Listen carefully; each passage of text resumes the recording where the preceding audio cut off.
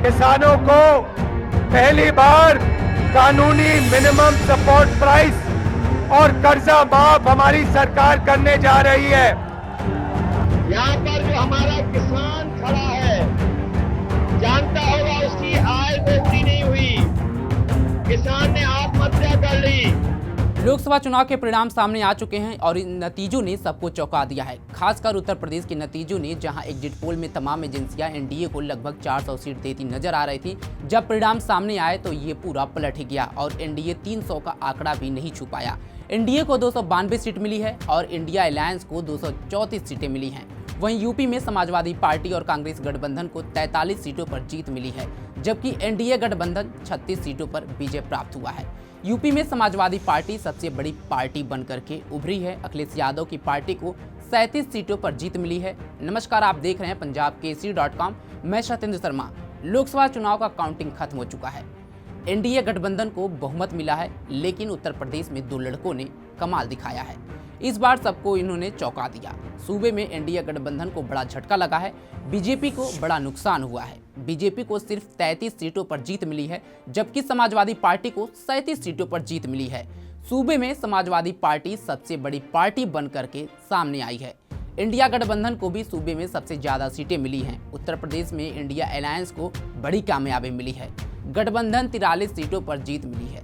Samajwadi party को 37 सीटों पर कामयाबी मिली है, जबकि कांग्रेस को 7 सीटों पर जीत मिली है। साल 2019 आम चुनाव में समाजवादी पार्टी को महज 5 सीटों पर जीत मिली थी, जबकि कांग्रेस को सिर्फ 1 सीट पर जीत मिली थी।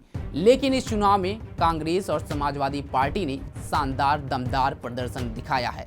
उत्तर प्रदेश में एनडीए गठबंधन को बड़ा झटका लगा है।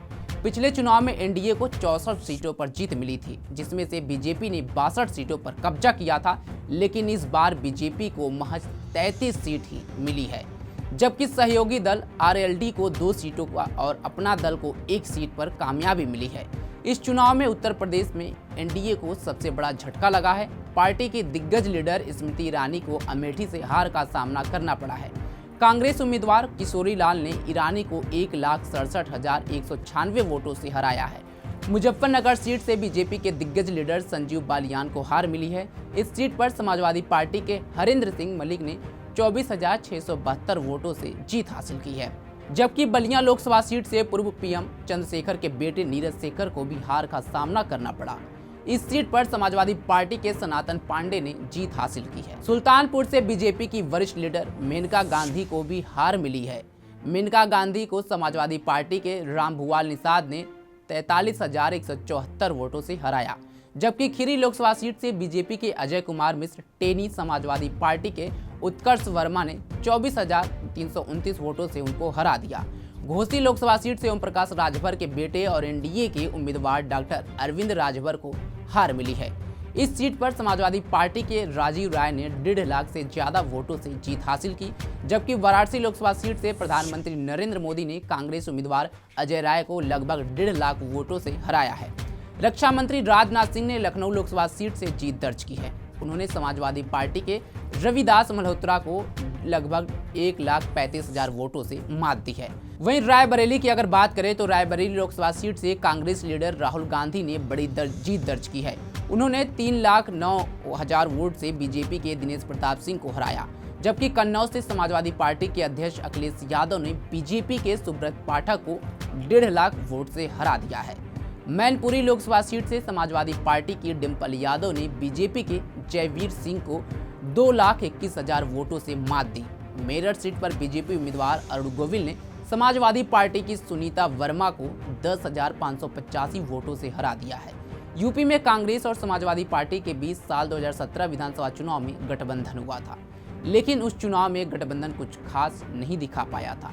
दोनों पार्टियों को मिलाकर 60 सीट भी नहीं मिली थी, लेकिन एक बार फिर दोनों दल 2024 में आम चुनाव में साथ आए और इस बार कमाल कर दिया।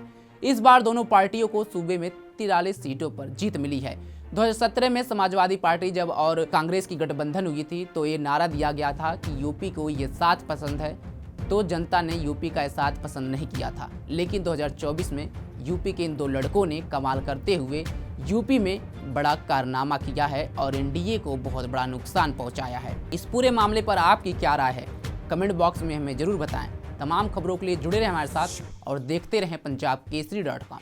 धन्यवाद।